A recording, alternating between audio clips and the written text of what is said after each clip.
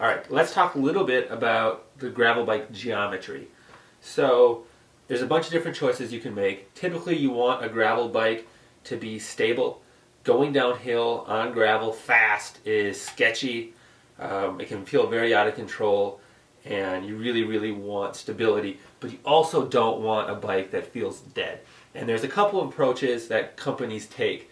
I've seen some that have a slacker head tube angle, and that's really kind of the only adjustment they're making for the surface.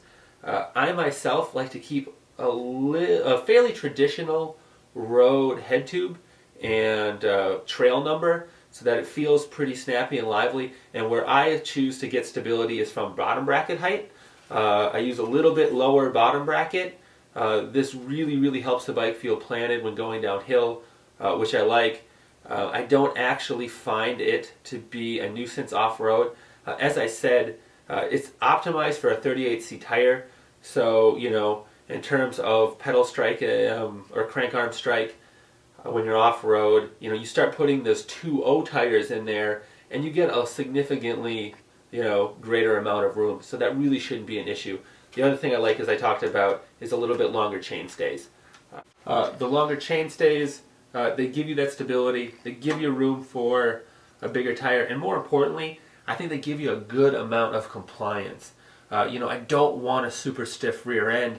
This bike isn't about stiffness, it's about comfort for long days in the saddle. And I feel like the longer stays really help give you that without taking anything away from the overall handling and liveliness and feel of the bike. So those are my takes on gravel geometry. There are a lot of different opinions out there. Right now I see a lot of really, really slack head tube angles on bikes. On gravel bikes. Personally, I think they look kind of goofy. It's not something I'm into.